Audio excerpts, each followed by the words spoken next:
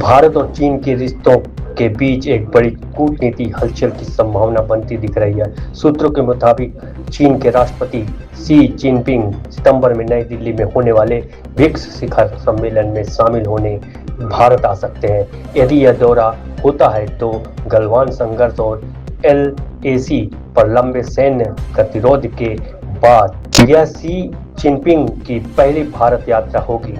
ऐसे में इस संभावित दौरे को केवल ब्रिक्स समिट ही नहीं बल्कि भारत चीन संबंधों में एक महत्वपूर्ण कूटनीतिक घटनाक्रम के तौर पर भी देखा जा रहा है। हालांकि उनके दौरे को लेकर अभी आधिकारिक घोषणा का इंतजार है।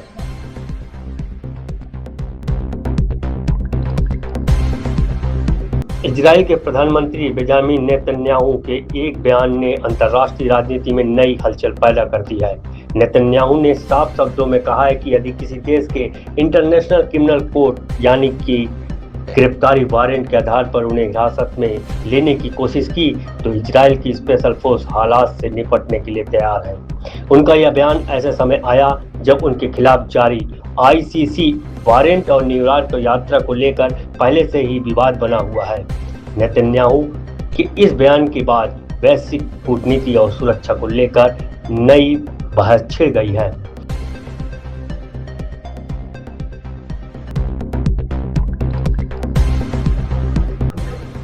नेपाल में सांप्रदायिक हिंसा के बाद हालात सामान्य करने की दिशा में बड़ी पहल हुई है। सुनसरी जिले में पुलिस फायरिंग में 2 युवकों की मौत के बाद नेपाल सरकार और मृतकों के परिजनों के बीच 7 सूत्री समझौता हुआ है।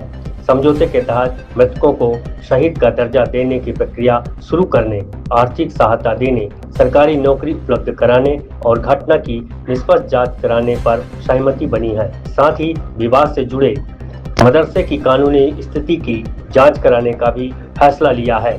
हिंसा प्रभावित इलाकों में सुरक्षा व्यवस्था अब भी कड़ी है, जबकि सरकार ने दोषियों के खिलाफ सख्त कार्रवाई का भरोसा दिलाया है।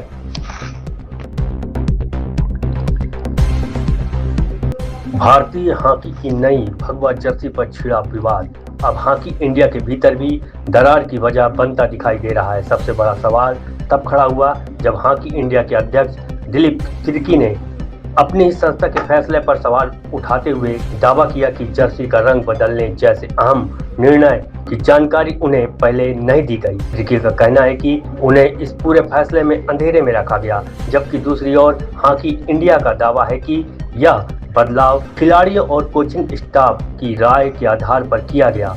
जब भगवा जर्सी का विवाद खेल के मैदान से निकलकर हॉकी इंडिया के अंदरूनी मतभेद और फैसलों की पारदर्शिता पर भी सवाल खड़े कर रहा है।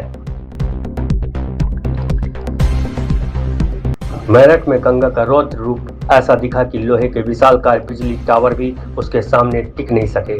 पहाड़ों में लगातार हो रही मूसलाधार बारिश के बाद गंगा का जल स्तर तेजी से बढ़ा और उफनती धारा ने 220 kV high tension transmission line के 3 विशाल टावरों को देखते देखते अपने आगोश में समा लिया। टावरों के नदी में गिरने का वीडियो सोशल मीडिया पर तेजी से वायरल हो रहा है। इस घटना ने न सिर्फ गंगा के बहते जल स्तर की भयावह तस्वीर सामने रखी है, बल्कि बिजली आपूर्ति व्यवस्था और नदी किनारे बसे इलाकों की सुरक्षा को लेकर भी बड़े सवाल खड़े कर दिए हैं। फिलहाल विद्युत विभाग की ओर से इस घटना पर आधिकारिक बयान का इंतजार है।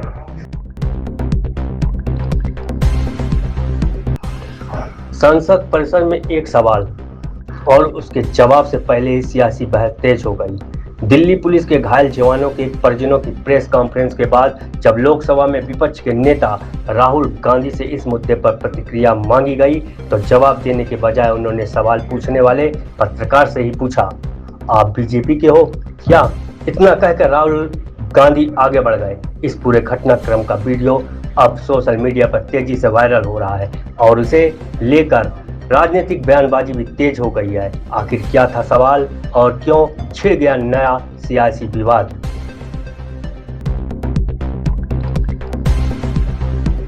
तृणमूल कांग्रेस और प्रवर्तन निदेशालय के बीच कानूनी लड़ाई अब सुप्रीम कोर्ट पहुंच गई है। टीएमसी ने अपने 3 बैंक खाते फ्रीज किए जाने के खिलाफ सुप्रीम कोर्ट का दरवाजा खटखटाया। पार्टी का आरोप है कि बिना ठोस सबूत खातों को फ्रीज किया गया, जबकि ईडी इसे मनी लॉन्ड्रिंग जांच से जुड़ी कार्रवाई बता रही है। मामले पर सुप्रीम कोर्ट ने 3 अगस्त को सुनवाई संभावित है।